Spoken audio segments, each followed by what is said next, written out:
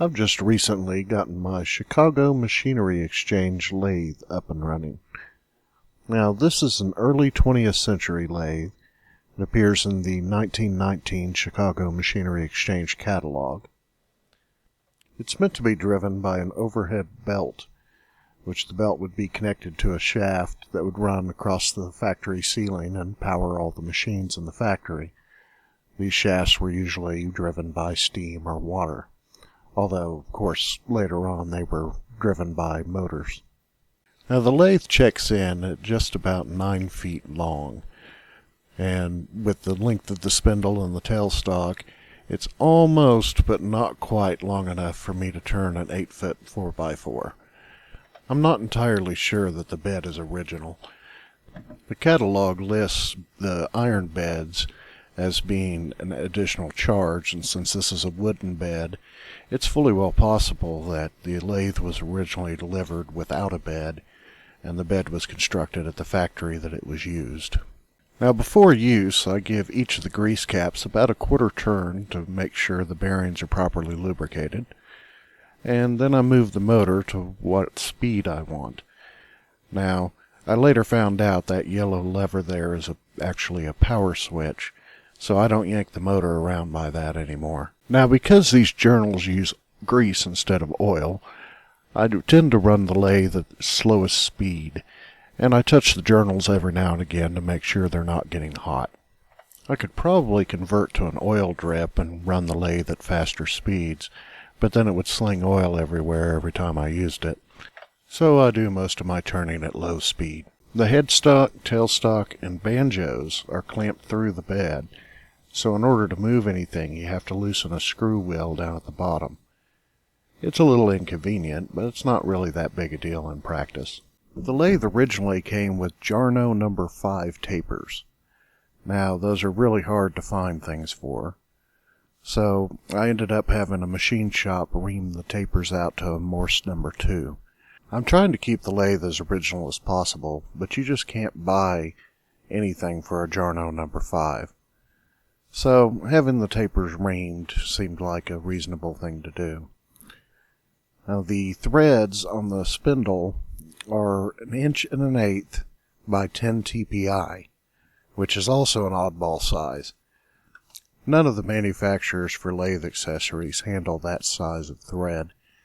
So what I ended up doing was ordering a Nova chuck, and along with a blank insert, and having the insert cut so that it would match the lathe. This way I can still use the face plates that came with the lathe. Now here is my first time ever turning a piece of wood. You can tell I have no idea what I'm doing.